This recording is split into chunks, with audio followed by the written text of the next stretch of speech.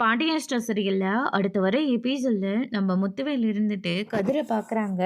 கதிர்கிட்ட போயிட்டு எப்படி இருக்க அப்படின்னு சொல்லிட்டு கேட்கவும், நல்லா இருக்கேன் இப்போ பரவாயில்ல அப்படின்னு சொல்லிட்டு நம்ம கதிர் வந்து சொல்லிக்கிட்டு இருக்காங்க. உங்களை நானே பார்க்கணும்னு நினச்சேன்.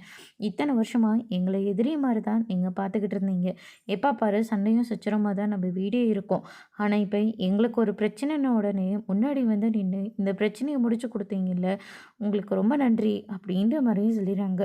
என்னதான் இருந்தாலையும் நாங்கள் இப்போ தலை நிமிர்ந்து நடக்கிறோம்னா அதுக்கு ஒரு விதத்தில் நீயும் தானே காரணம். ராஜி தப்பானவங்கிட்ட போகிறதா இருந்தா சரியான நேரத்தில் நீ தானே ராஜியை காப்பாற்றி இப்போ அவன் நல்லபடியாக வாழ்ந்துட்டுருக்கானா அதுக்கு காரணமே நீ மட்டும்தான். அதனால தான் இது எல்லாமே நடந்துட்டுருக்கு. ஆயிரம் தான் சண்டை சச்சரவாக இருந்தாலையும் கோமதி என்னோட தங்கச்சி, ராஜி என்னுடைய பொண்ணு. அவங்கள போலீஸ் ஸ்டேஷனில் பார்க்குற சக்தி எனக்கு கிடையாது. அவ்வளோ கல்லஞ்சுக்காரன்லாம் நான் இல்லை அப்படின்னு சொல்லிட்டு முத்துவேல் வந்து சொல்லிடுறாங்க. அதுக்கு அடுத்து தான் வந்து பார்த்திங்கன்னா சக்திவேல் வராங்க. என்னென்ன இது அப்படின்னு சொல்லிட்டு கேட்கவும், சாரு என்னை பார்த்து நன்றி சொல்கிறாராம்.